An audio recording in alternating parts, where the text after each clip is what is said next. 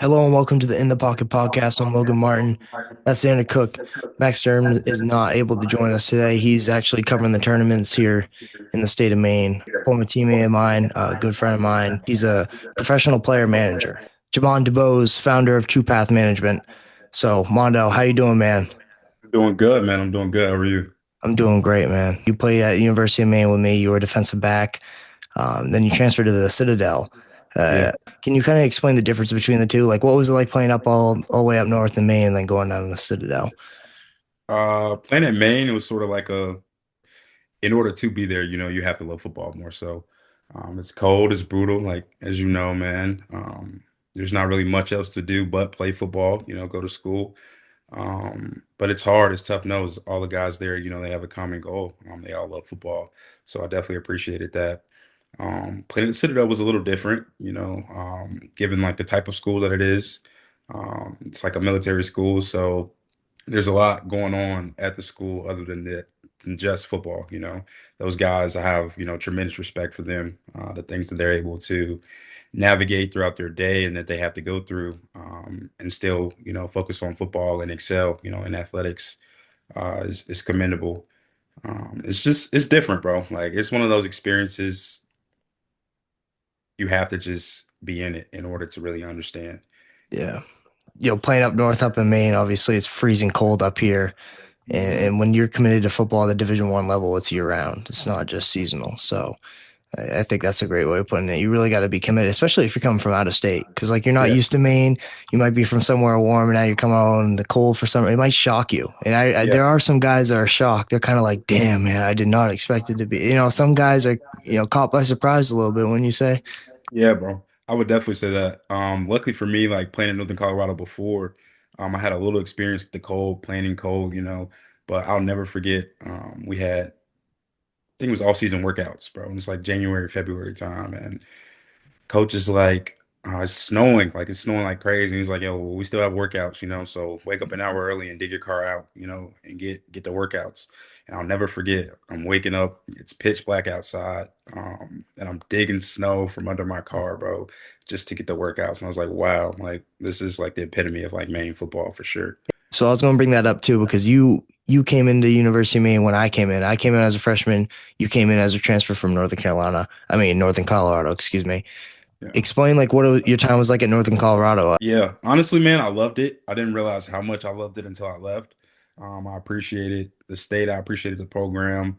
Uh, it was interesting too.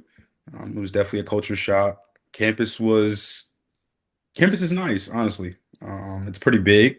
It's stretched into like two divisions where like Maine is things are sort of, centralized.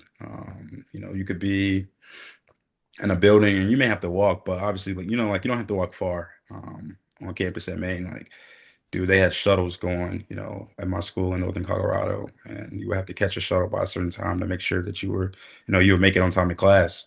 So it was the perfect way to introduce me to college and to being by myself, far from home, prepare me, for going to Maine, going to the Citadel, and then life after for sure. Which school did you feel like you stepped out of your comfort zone the most? Was it in Colorado? Was it Maine, the Citadel?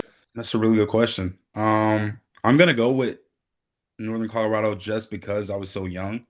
Like I was a teenager, bro. So everything that I was used to coming from North Carolina it was like a complete culture shock. Weather, different people, different region. It was just totally new for me. Um, so definitely, yeah, like being young and experiencing that, I would say there for sure. Yeah, I want to transition it to what you're doing now. Yeah, So, what was the personal moment or experience that led you to create True Path Management? that is a great question too. I was always helping like my friends, like my close friends that I'm with now. Um, they would always ask me, they were both playing professionally, they would ask me for advice and they would ask me, hey, can you handle this? Or can you call someone for me? Like, can you make sure, this is handled? And it's like, yeah, no problem. Like whatever, I'll knock that out. And we had a serious talk throughout that point. I was working a corporate job They're like, like, are you serious about this? Like, you're good at this, you get things done, you work hard. Like, do you want to be serious about this? And I told them to give me some time to think about it. And I thought it over. And we came back, we sat down, we had a conversation. It's just like, all right, if I'm gonna do this, like, I want to do something larger than just this per se. Not saying that, anything's wrong or, with just being a manager in that scheme, but I wanted to create a company. I wanted it to grow. I wanted to help people just outside of my circle, Hmm. if that makes sense. So that was the big moment for me where it's like, all right, you know what, let's do True Path. And honestly, at that time in my life, I thought I was still going to be playing football. So I just got a corporate job. Like I said, I was trying to find my true path, bro, in life, and that's literally how I got the name. So That was my follow-up question was the name, but you just answered that. That's yeah, really cool, man. That's awesome. What does it represent to you personally and professionally? personally, True Path Management represents navigating things. I was watching a video on Instagram, one of my boys just sent me, and it was like, when you're driving in a car and like the GPS is on, it never says like, you went the wrong way. It just recalculates. Hmm. And that was a really pivotal point in my life of like change and trying to discover who I was as a person and what my purpose was, beyond football. And that's a tough thing to do, for people who haven't experienced it, and people who have experienced it, they can definitely, attest to that. It's difficult, and it takes some guys a really long time to find themselves. And so, Yeah. um, I think that for athletes, like, navigating their careers, navigating, their brand and who they want to be as a person, and, how they want to be as a person. I think that it just all follows and leads into, finding your true path. Professionally, for me, it's all about genuine connections, loyalty, trust, like things that are shared in the locker room. And I try to translate that into the professional side. Knowing that, hey, you have people that you can count on that care about you, that care about your career, that are going to do, their job, their 111th. That's a big thing we say in football. And whatever we have to do, whatever we have to tackle that day, whether it's training, whether it's business, whether it's a community event, we're going to treat it with professionalism, but we're going to attack it with that mindset, from inside of that locker room for sure. Yeah, I like that. Before starting the company, what did you feel was missing in how athletes were being guided or managed? I had a really tough experience with my agent, and I'm not gonna, say his name or throw his name under the bus, but it was difficult as far as navigating my combine and my pro day. I actually didn't have the opportunity to have my pro day, which I Hmm. was really looking forward to, just to have that shot. You work really hard to become a football player, let alone a Division I football player, and then you look forward to playing your career to have that one day, the give you the possibility, of becoming a professional at what you do. And not having that, and seeing the way that I was handled in my situation and just hearing other guys' stories, like, it made me want to kind of bridge the gap, coming from a personal experience, being in their shoes, knowing what it feels like, and just wanting people to experience, better situations, the best possible, honestly. Yeah. Yeah. Right. So one thing I noticed and recognized from our time knowing each other and my time knowing you at Maine, Yeah. your ability to communicate and like relate to people, and you can have like real conversations. Like I was always able to, talk about if something I was going through, I was struggling with, I could talk to it Yeah. about it with you. And I noticed that. So, you know, you also talk about having that real connection with the athletes you work with, Yeah. having those real conversations, stuff like that, being able to be there for them. So how would you manage a situation like that with when you have multiple athletes on your Yeah. workload? You know what I mean? Right now you Yeah. have an NBA player and you have some NFL players under your workload. How does that change, and how do you maintain that connection when you add athletes on top of who you already have? Prioritizing time, bro. Time management is huge, luckily, some of them aren't on the same exact schedule, so it creates, open windows where, hey, I can sit down and I can connect with this guy at this time, and I can connect with another guy at this time. But just making sure that they understand that even though, there's multiple guys, like, they're still a priority, you know. creating time to just sit there and say, hey, okay, outside of business, like, how are you doing mentally? You know, how's things going? How's your family doing? Is there anything that you're struggling with that, maybe you feel like you don't have anyone to talk to about? Because that's the real thing, as athletes, as you know, Logan, you played, man. So there are things that we go through that when you're playing a sport, bro, sometimes you just have to, sit it down, say, I'll deal with that later, and focus on what you have to focus on. And that becomes even more the case when you're doing it for a living. Like you got to worry Right. about, putting food on the plate for your family, for yourself. So you don't really have time to think about the personal things that you're still going through because they're still humans, bro. Like they're just like everybody else. So just making sure that you're there for that, you listen. Biggest things for me is just try to be a good listener, and help out as much as I can. I don't know everything, but I'm here, That's one thing I can guarantee I'm here. So can you Yeah, I talk a like little that. bit about who you work with on a professional level, NBA and NFL? Yeah, so Jordan Hall, it's my one NBA guy. He was with the Spurs. He had a stint with the Spurs, and some things happened. He got out of the NBA and he was overseas for a little while, and he got a call to come back with the Dallas Mavericks. He ended up hurting like a bone in his foot. He had to have surgery, so he came back from surgery and he's in the G League now, and he's looking to get back to the NBA, and we're excited about that. Definitely excited about him. You had Naeem on the show. I work with Naeem Hines. We have a super close relationship, man, and I'm extremely grateful for him. Great person, great human being, on top of being a great football player. I work with Brandon Codrington as well, another guy that I had a great relationship built up with training, from a younger age all the way to, here we are now. So working with those guys has been great. We definitely have some other avenues with other guys that we are looking to work with and, just keep the ball rolling. Yeah, for sure. Yeah. So you mentioned that you had a bad experience with your first agent. So Yeah. that leads me into my question. Was this company built m more so from frustration with the system or just an inspiration to improve it? I think an inspiration to improve it, I think that everything happens for a reason.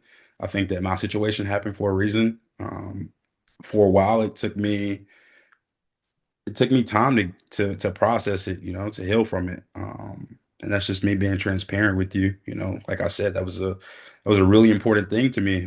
At one point, that was the most important thing in my life. So having that happen, um, accepting it, moving forward, and just making sure that you do the best thing that you can to improve someone else's situation. It's more so, where I came from with it. Yeah, definitely, man. What do you think separates True Path Management from traditional athlete management agencies?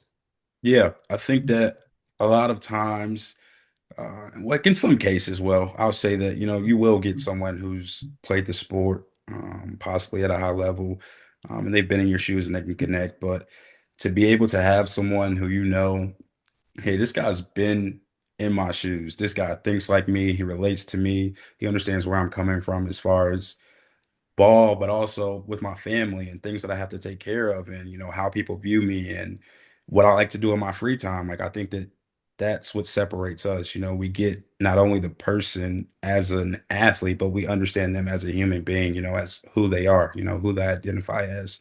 And I think that's a big thing. Like that helps build trust, that helps build, a genuine connection. And then from there, it's just the professionalism, man. Like we take care of everybody's going to handle business, and the way that you go about Mm, business, we attack it in the best way possible.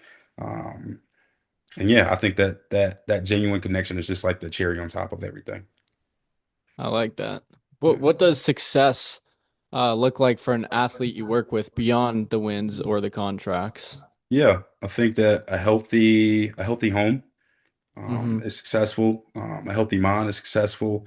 And benefiting from them playing the sport further than just be on the field, if that makes Mm, sense. So, I tell my guys like, listen, you have a window, if you're super blessed, like, hey, you might get 5 to 10 years out of this. The average career is like 3 years, depending on what position you play. A lot of guys don't even see 3 years, so what are you gonna do about your situation and with your career to maximize every single opportunity that you have right now while you're playing. And that goes beyond the field, in every way. How are you going to affect your community while you're playing, bro?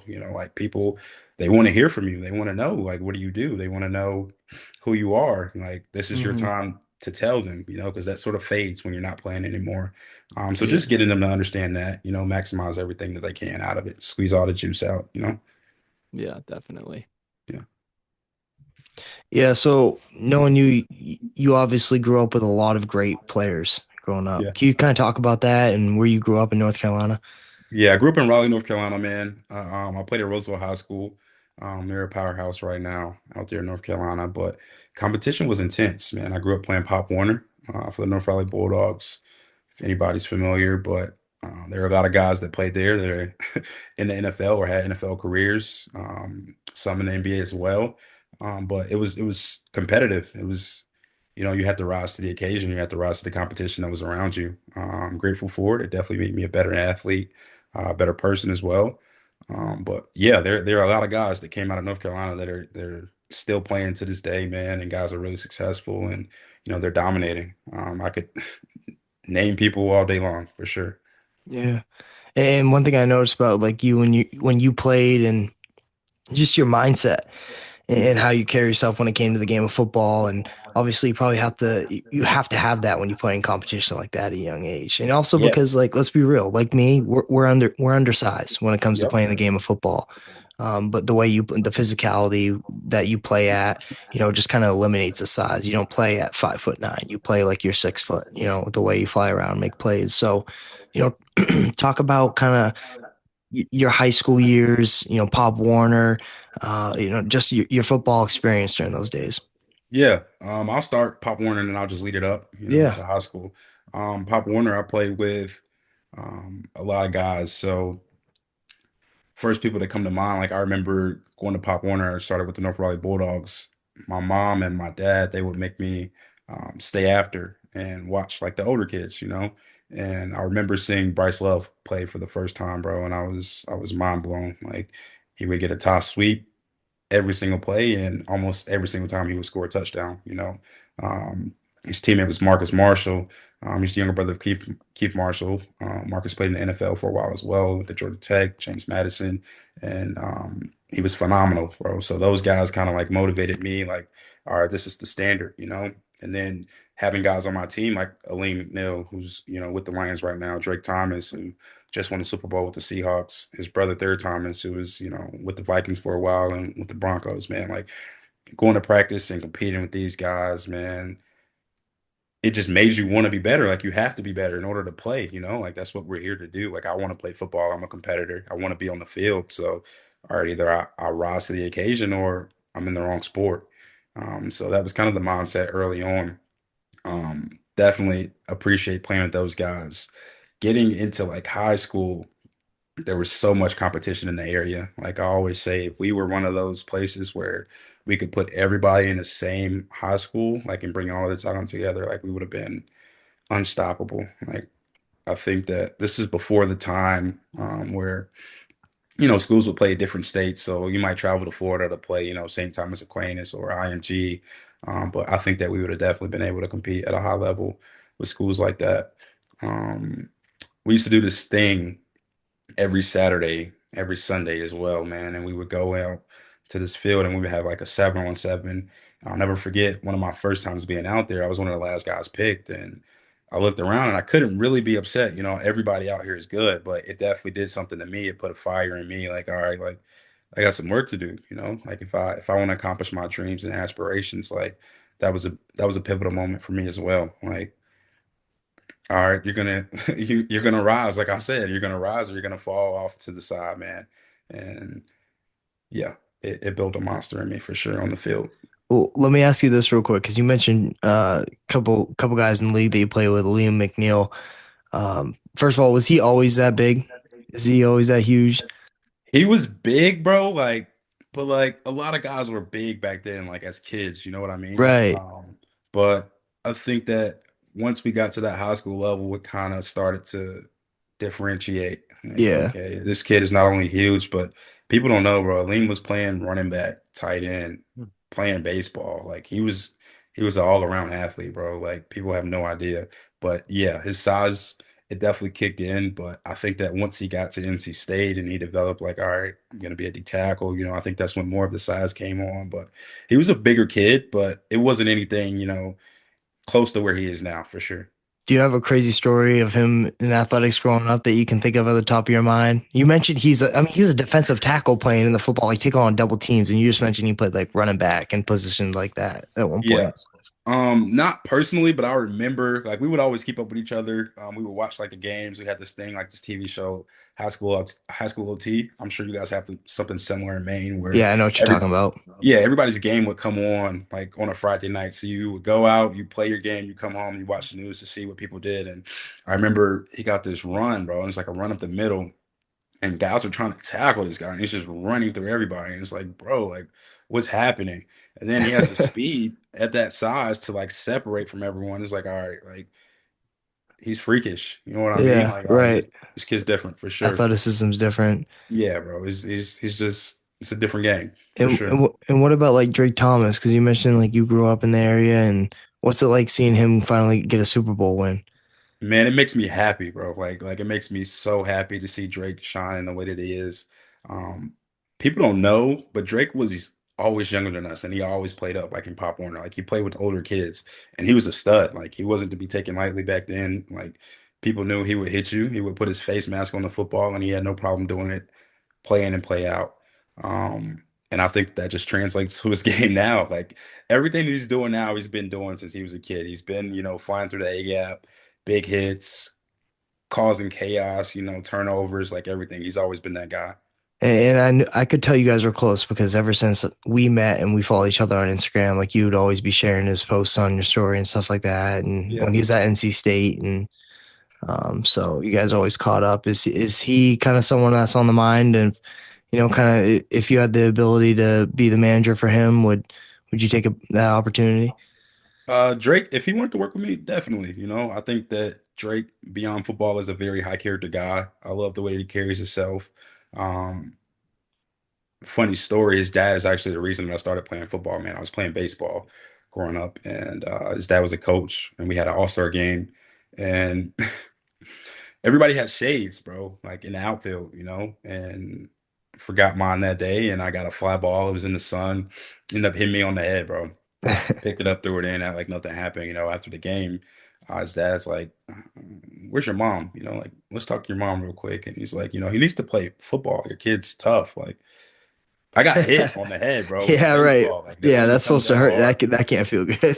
Yeah, bro. And I just shook it off, whatever. I didn't even think anything of it. But Yeah, yeah, from there, like, got me into football, man, and that changed my life for sure.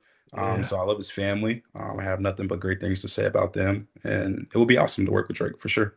That's awesome, man. That's sweet. Yeah. I got a So question yeah, you go ahead. I got some after about the business. Go ahead, bro. yeah, that's where I'm going towards. Obviously, football is your number one sport. Yeah. You played football throughout your entire life. Yeah. So tell me how you got into managing the NBA player and how that's any different from managing football players. Yeah. Yeah. Yeah. So, like I said, genuine connections, man. Like everything happens like organically. For me, managed Brandon, of course. Brandon introduced me to one of his former teammates, who was interested in doing what I do. And so we would just chat and I would tell him about what I do and um, show him the work, show him, this is how we do this, this is what happens. And he called me one day and he was like, "Hey, like I have a friend I grew up with, he plays in the NBA. He was having some I won't say trouble, but he was just having some things that, he needed help with. And he was like, I think it would be great if we all hopped on a call. We got on a Zoom and just picked his brain. And he was just telling me about some of the things. And I'm like, yeah, bro, like I already do this. Like I could totally help you with that. And I went out to Dallas to see him when he first got picked up with the Mavericks. And we spent some time out there.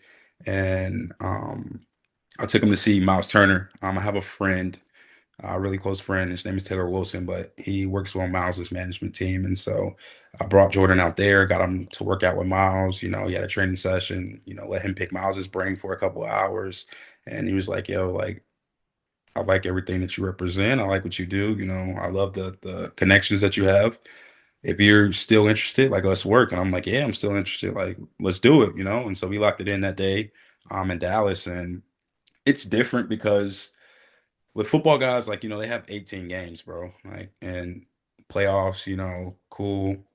But with him, like he's always on the road. He's constantly traveling. So a lot of things come up and it's like, hey, like call me whenever you need me. I'm not there necessarily day to day with him, but whatever resources I have, whatever I can do, he knows that it's just a phone call away. So I would say that that's the biggest difference in like the time. Like he's always on the road. Like one day he'll be in Oklahoma and then he'll be in Texas and New York, or like it just changes, pretty fast. Versus football, it's more slower pace. And it's more so what I'm used to. There's some times where I have to lean on Taylor, like, hey, okay, like, all right, what's typical for this? And Taylor will tell me, hey, when Miles was in year 5, year 6, this is what we did, and I share that information with Jordan. So it works though. It works well. That's really cool, man. Thanks, bro. Can you share a moment or just share a story of an athlete whose trajectory completely changed because of your approach? Explain that for me So, what I or mean is, elaborate. like the NBA player is going through some troubles Yeah. and he asked for your guidance. Yeah. And that's kind of what I'm getting at is how did your approach change his trajectory? He needed help and now he doesn't anymore. And it's because of what you do. I get what you're saying. With Jordan, the biggest thing, like when we sat down and talked, he's like, hey, like I'm the first person in my family and the first person out of my friend group to ever make it this far. Like I don't know what being a professional looks like. Like people call me, they brought me on the team. I'm here, I show up to practice, like, but it's not like college. Like when you're a top guy in college, all right, you're late to a meeting. Okay, you may have a punishment or something like that, but no big deal. Hmm. Walking in as soon as the meeting starts, not really a big deal. It is, but when you're that guy, coaches tend to let some things slide versus when you get to the NBA, bro, the pool is so small. There's only a limited number, excuse me, of guys on the roster. So, the Yeah. room for error and the attention to detail was huge. And that was the biggest thing for him. So like, hey, like instead of calling your Ubers to get to the facility at 10:28 when meetings start at 10:30, how about we get you there 30 minutes early? You go to the treatment room, you roll out, you foam roll, you're in the facility, you speak to everyone. Like that's carrying yourself as a professional. Even when you're in the hotel, when you're staying with the team, you speak to the person who's working in the lobby, you treat them with respect. Like not saying that he's disrespectful, but these are sort of the extra things that people who are successful at a high level, this is how they carry themselves outside of the court. Like with Jordan, there's absolutely no problem with this game. Like he's a phenomenal basketball player. To be able to have an opportunity in the NBA, leave the NBA, still be called back to come back to the NBA, like I think that just speaks volumes in itself. So more so just getting him to understand the routine of carrying himself as a professional and attacking off court duties professionally. And I spoke to his coach at one of his games, and he's like, he's a phenomenal person. He leads the guys. He carries himself well. His body language is great. That influences guys on the court, off the court, everything. It has a big effect, and people don't always see that, but those things are important as well, man. So I think that was a big factor for him.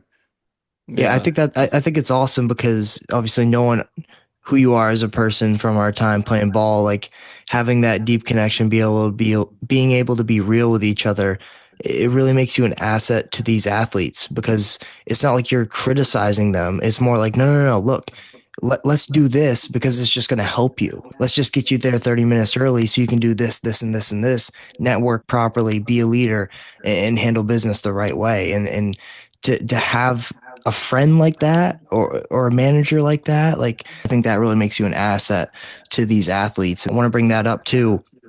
You come from North Carolina.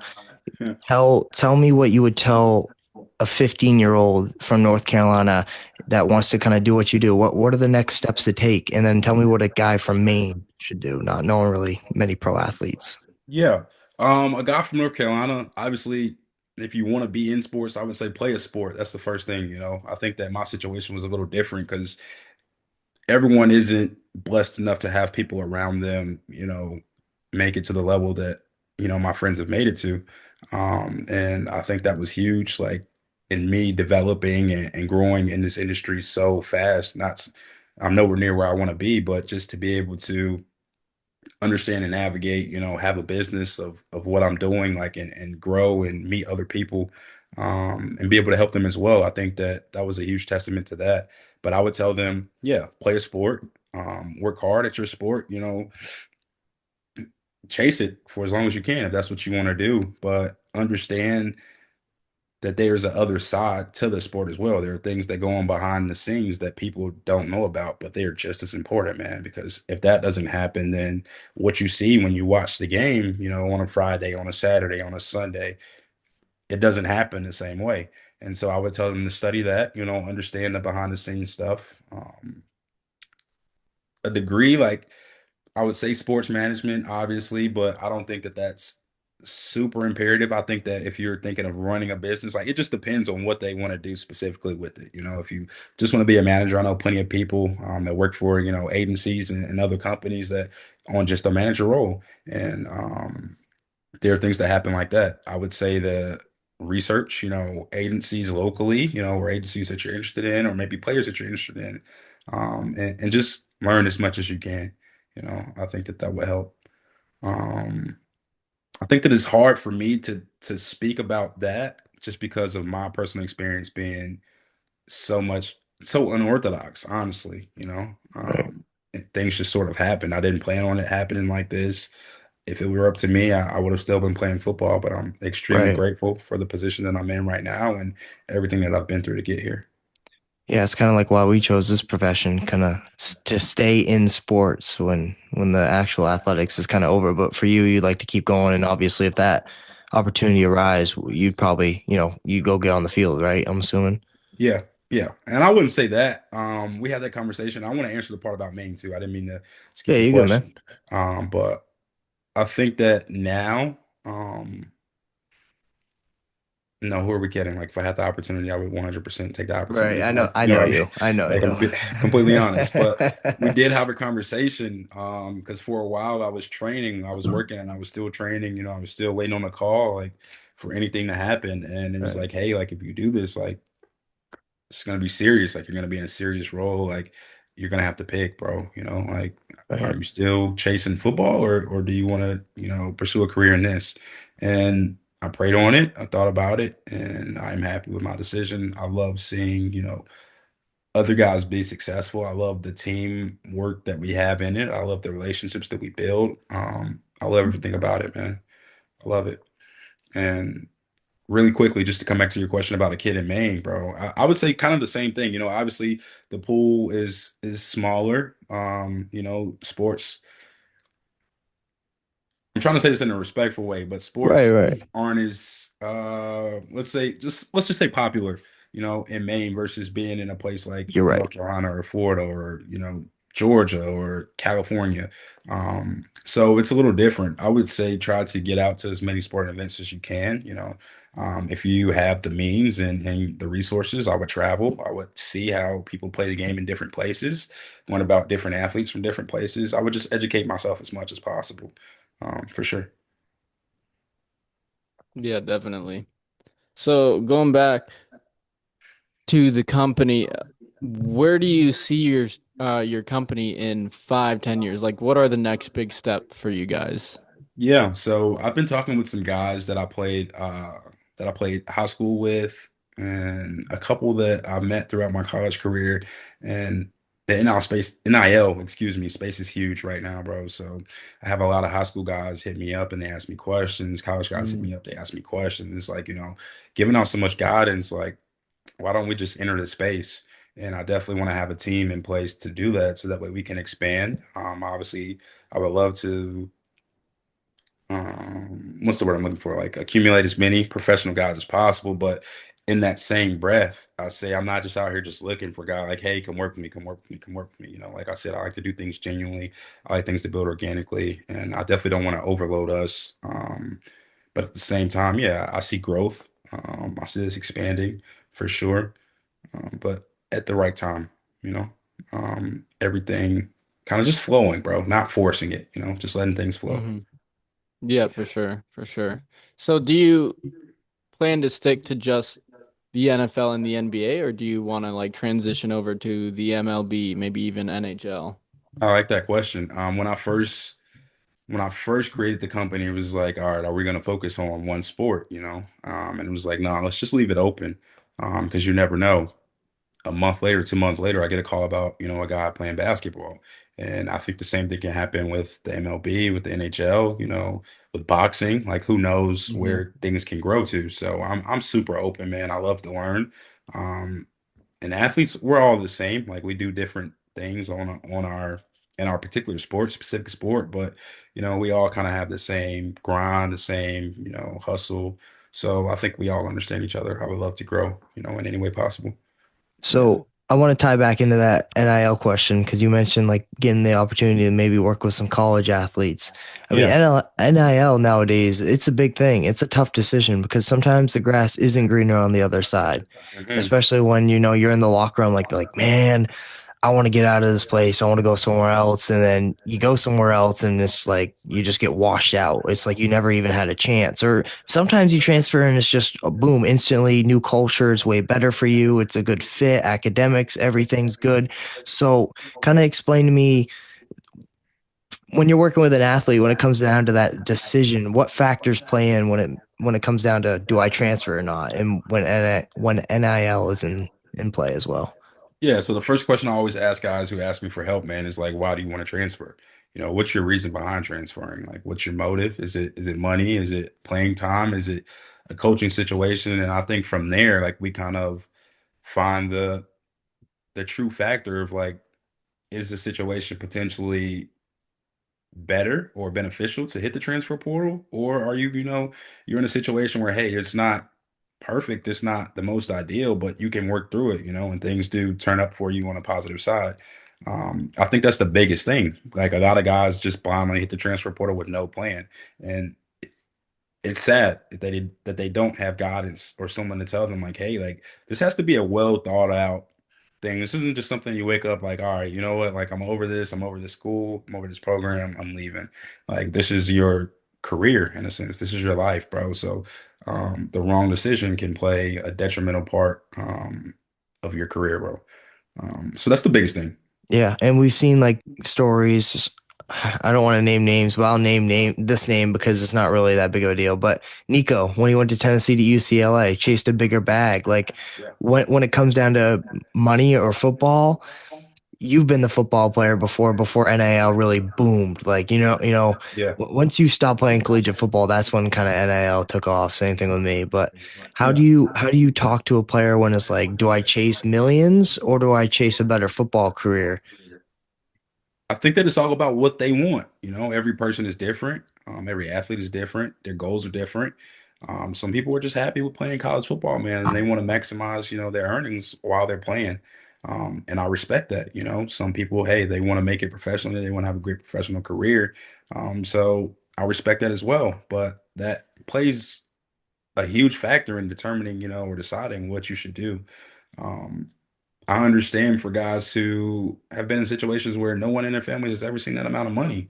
How do you tell a guy who's never seen $1 million in his bank account and someone's offering it to him not to go get $1 million? It's a Like, great point. you know what I mean? Yeah. And that's the real part behind it. And their families are a big factor. Like, hey, my mom, she's working double shifts, bro, or she's working overtime. You know what I mean? Like, I gotta help her. I have a little brother, I have a little sister who needs help, or they're trying to go to college and they don't have scholarships, whatever the situation may be. People have personal situations that influence those decisions. So I think that breaking that down and trying to understand, again, this is where the part of understanding who they are as a human, who they are as a person. What is their family dynamic like? What are the obstacles that they're facing off of the field? Those things come into factor and they play a huge role in helping them make that right decision. Like, because who's to say that for Nico Collins, you know what I mean? And I don't know him personally, so I can't say that like, okay, transferring to Tennessee, for that amount of money, like, was that a wrong decision? Like, all right, well, it didn't pan out in this way, but hey, I got this and this worked out for my family in this Right. way. So you know what I mean? Like people Yeah. see different positives depending on how they look at it. Good point. That's Yeah, kind of where you tie into. Like, what's your goal? What are you trying to get out of it? 100%. And also, I feel like it could play into factor, you know, money too. Like, if you can see one of your clients being able to play the sport for a long time at a high level, Yeah. I mean, screw that 4 million right now. You're going to make 14 million over the next 10 years too. So like, it kind of all factors into play. And Xander, you got any questions, or I can dive into a couple more that I got? Go for it, brother. Yeah. So, how important, because it's very important for our profession, and Yeah. we've already talked about it, but how important is connections and networking for you in your career, and how it's gotten you to this point? It's huge, man. It's huge. Getting into the space, like I said, and where I'm at came off of connections. You know, obviously I have to work hard, and I still work hard for everything that I have and for where we're going, you know, with the company. But connections are probably the biggest factor. Networking is the biggest factor. Just shaking someone's hand, you know, telling them your name, learning more about them, and then people don't understand maintaining those connections, bro. Maintaining those relationships. Like me and Logan still talk, and I haven't been in Maine since what, 2022, you know, Yeah. something like that. So Yeah. that's a huge piece, understanding that people are still valuable even if you feel like they can't do anything for you, you know? Like there are people that I talk to that I check on who are accountants now or who are whatever they're doing in life, you know, whatever their endeavors are. But we built that relationship, we built that bond. And you just make sure that you maintain that. I think that a lot of things come off of connections. You know, I've met a lot of Yeah. people and a lot of people respect the work that I do based off of the word of mouth of someone else. Like they may ask him a question in the locker room, like, hey, how'd you get this? Or, hey, who did that for you? How'd you get here? Oh, yeah, my manager did that. Oh, snap. Like your manager did that? You have a manager? Like, and then that creates business. Oh, well, I want to meet him. So you're at a game, you know, you're on the sideline, whatever. And you know, you shake hands with somebody, or we're at dinner afterwards, and you go out with a couple of guys on the team, and you just, you know, remain your authentic self. But you know, people appreciate genuine people, bro. That's the Yeah. simplest way to 100%. put it. You know, like Authenticity and just being real. I think yeah, those are the two big things. 100%. that's it, man. I show up as me. You Yeah. know, I'm the same guy who I was in the locker room. Like, you know, obviously more mature, more wise. You know, and I'm constantly trying to grow as a person and as a man, but. Yeah, bro. I'm just a chill guy. I'm chilling, man. Like, you know, like Yeah. just 100%. whatever. So, not to brag or anything, but give me kind of some of the benefits of your job and some of the things you've experienced ever since you became the founder of True Path Management. Uh, some of the benefits, man.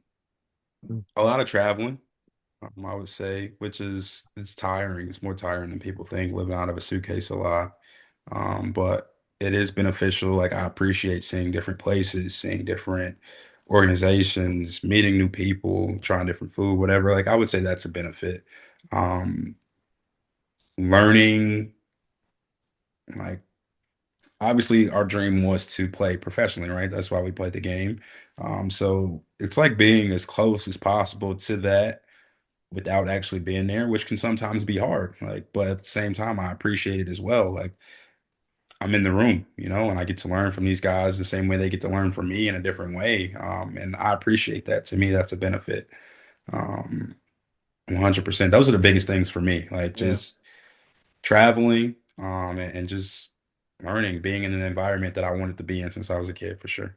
Yeah, and I see some of your stories too. Like you're there for the games. Yeah. You're right there at a good view. Sometimes you're right there on the field. Sometimes you're courtside. So, Yeah.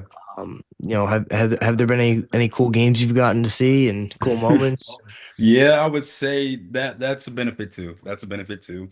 Um, Buffalo, there are a couple of games that come off the top of my head, man. Buffalo versus the Ravens.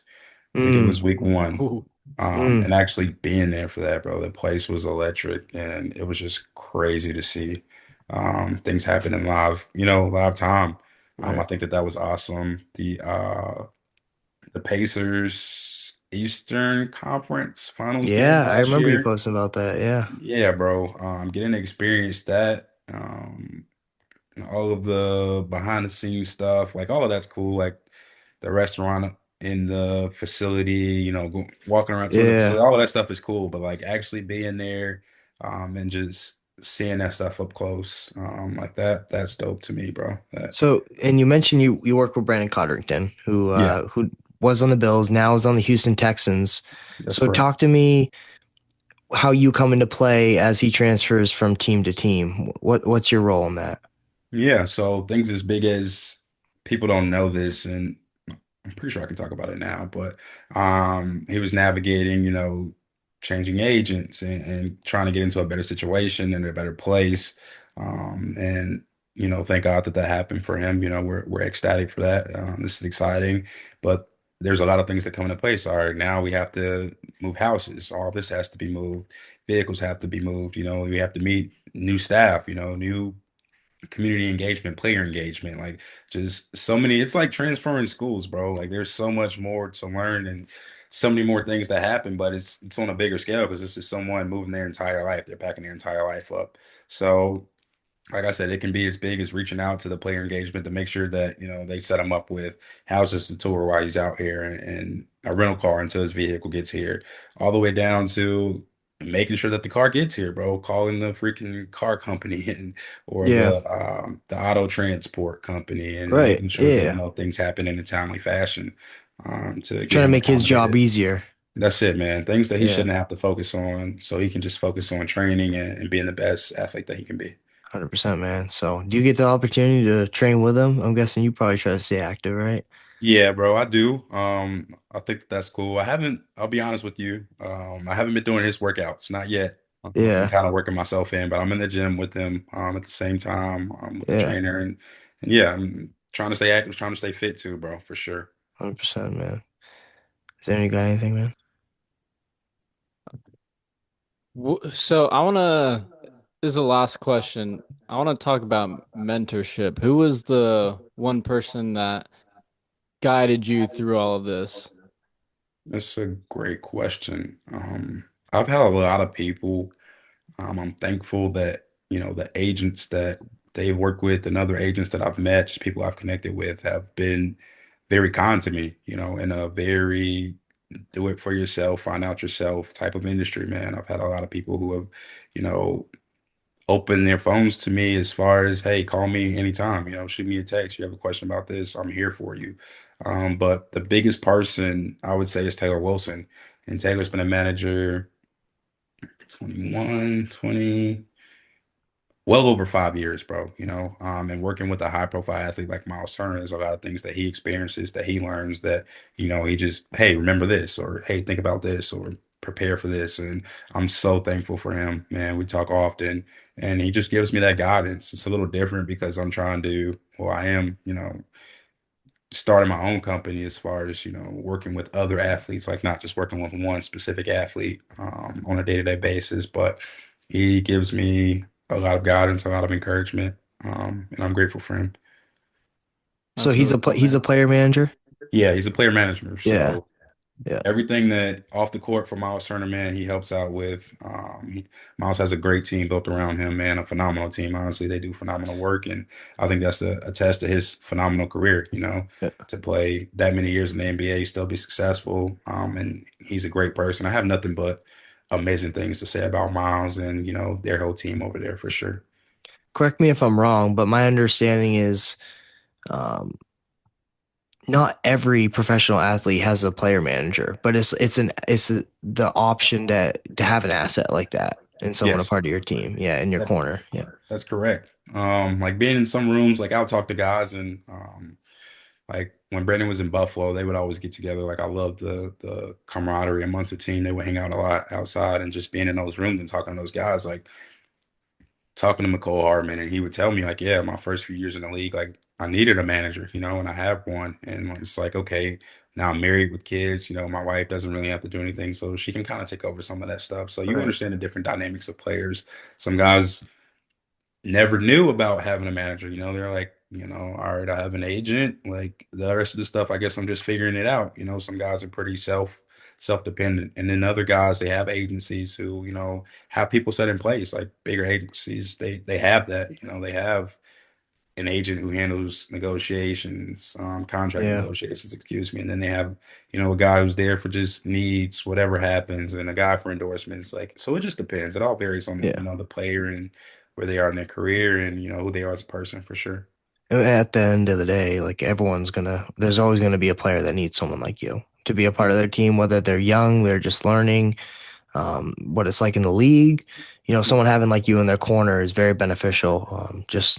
I've always tried to be real with my friends. Like, if I don't agree with it, I'll tell them. I'm not going to be the yes men that some people and that's where you see a lot of careers kind of fall, Yeah. collegiate, all that. They might be the stud and everyone below them is just a bunch of yes men because they're afraid to like speak out. And that's something I've always admired about you and how you communicate and how you are with people. Like you're gonna tell people how you feel, Yeah. tell them how you think, and it's always been in a real and with love kind of way. So, Yeah.